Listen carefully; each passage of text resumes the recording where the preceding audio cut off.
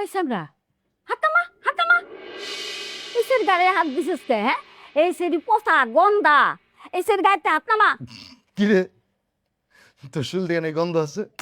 এই সামলি এই একটা জুয়ান পোলা তোর মতো একটা জুয়ান মেয়ের গায়ে হাত দিছি তুই যে কিছু কইলি না কি রে?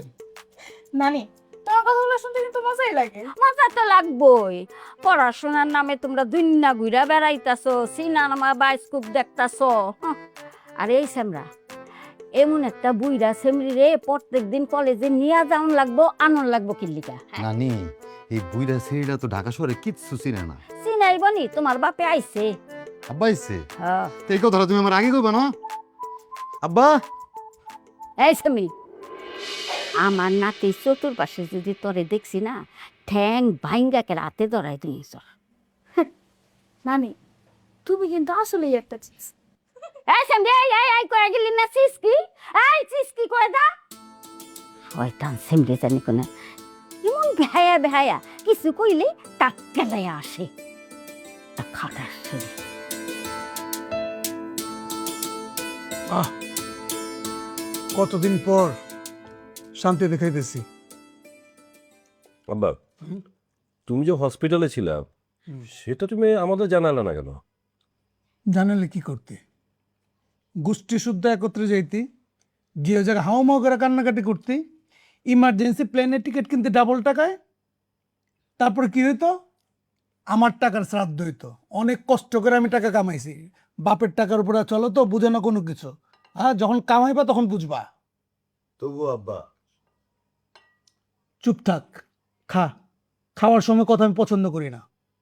আব্বার একটা গুড নিউজ আছে। তোমার গুড নিউজ আমি জানি, ট্রান্সফারের ব্যাপার তো আমি শুনছি। হ আব্বা, মানে বাইরের খাবার খাইতে খাইতে তো পেটে অ্যাসিডিটি হয়ে গেছে। এখন থেকে বাসায় খাবার খেয়ে অফিস করতে পারবো। আলহামদুলিল্লাহ আমি কিন্তু খুশি হয়েছি আমি কিন্তু খুশি হতে পারি নাই, কারণ আমি ভালো করে জানি ওই কেন ট্রান্সফার করে আইছে। তো শখ কই? সব কলেজ থেকে এসে ফ্রেশ হচ্ছে। হাজারে ছিল? তুমি যাওয়ার পরে আর আসো নাই। কাকু মনে হয় রাগ করছে। রাগ তো করবেই, আরো করো, সবারই রাগ করা উচিত। কি রে স্বপ্না সবাই তো খাইতে বইছে তুই তো আমার ডাকলি না আমার ডাকলি না তে মা আমি তুমি আমরা একসাথে খাবো কিন্তু আমি তো তোর ওই বড় বউর সাথে একসাথে বসে খাবো আহারে বুড়ি এত কথা বলে, বসো তো বসো, খাওয়া দাওয়া করো। আমার একটু ঝোল দিতে আলো দাও। ওই যে প্লেট আছে, প্লেট নাও।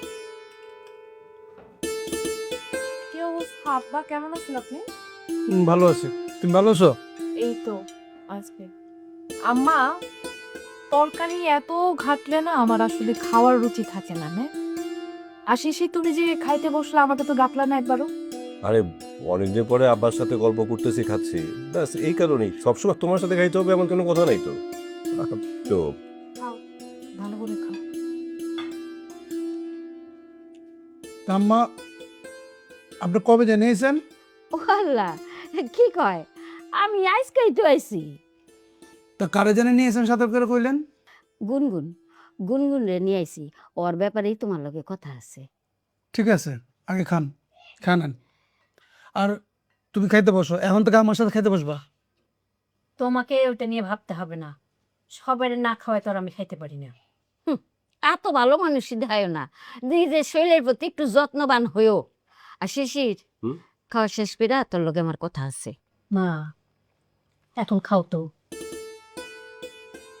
লড়ু কি লাগে নানু? লগুন লগে রে এই লবণ দিতে তো ভাত দিলে তোমাকে? না, আমাকে পানি দাও।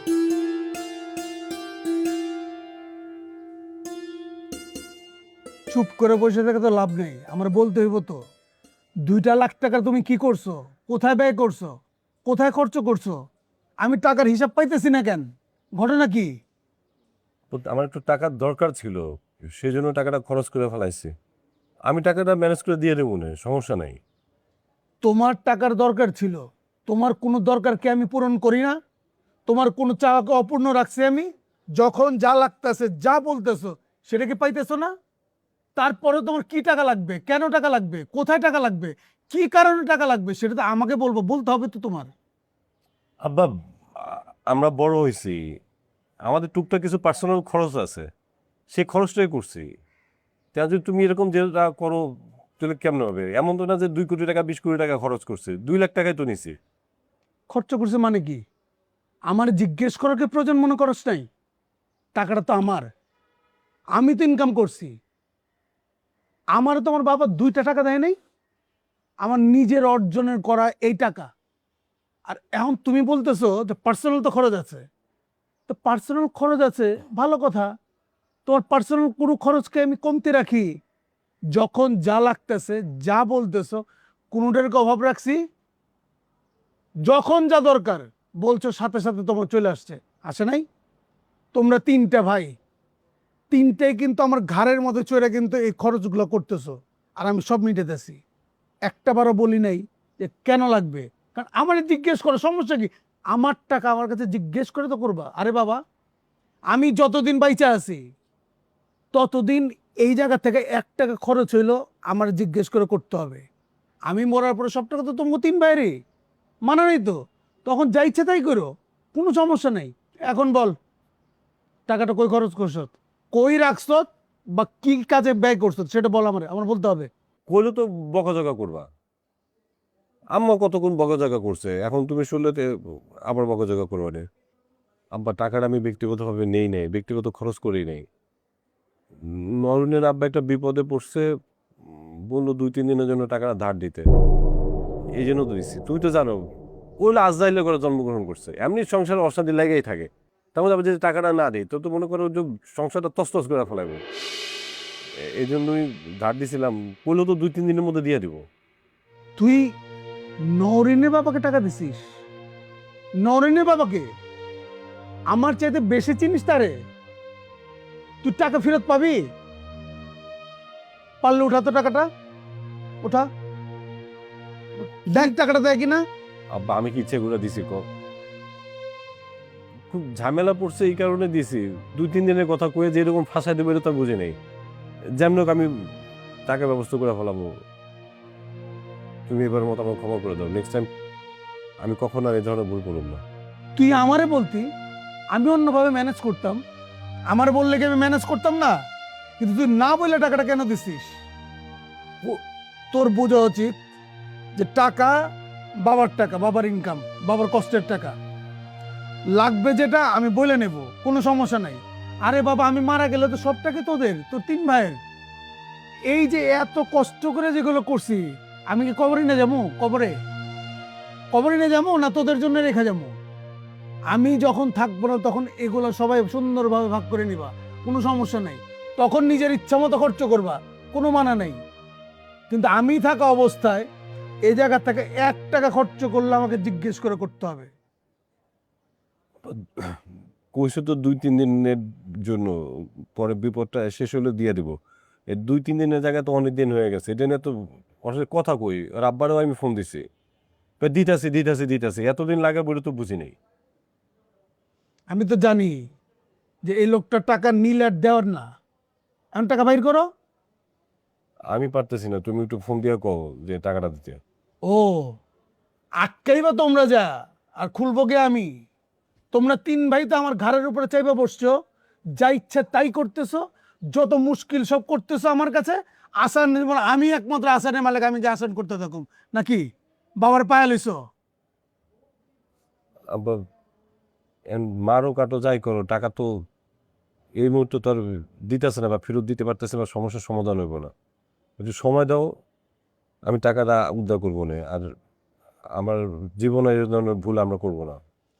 এই কথাটা যাতে মনে থাকে, জীবনে যাতে অন্তত কোনো কিছু আমার জিজ্ঞেস না করে কোনো কিছু যাতে না করা হয়। আচ্ছা যাও।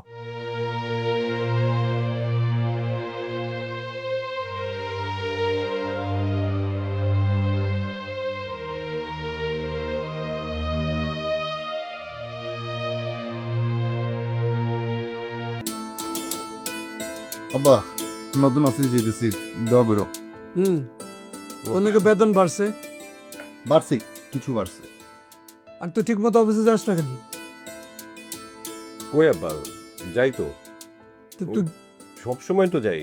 এই যে নাস্তাটা করে এখন আবার তাকে দিয়ে যাবো। তুই গেলে পরে তো তাগাদাগুলো উঠে আসতো নাকি? এখন ঈদের সময় চলে আসছে, এখন কি বলবো যে ঈদের পরে নিয়েন। হ্যাঁ শোনো না, আমরা কিন্তু এবার ঈদের 2 দিন আগে বাড়িতে যাই। ঠিক আছে, যাই হোক, কিন্তু আগে আমার টাকাটা উঠুক, তারপর সিদ্ধান্ত নিবনি। আচ্ছা, আর একটা কথা ছিল, গুনগুন এবার আমাদের সাথে গ্রামে ঈদ করতে চাচ্ছিল। দেখো গুনগুন শিয়ানে মেয়ে, আমি চাই না ও আমাদের সাথে যাক। নানুকে আমাদের সাথে ঈদ করবে নাকি? আরে না না, ওর নানু মরে গেলেও নিজের বাড়ি ছেড়ে অন্য কোথাও ঈদ করবে না,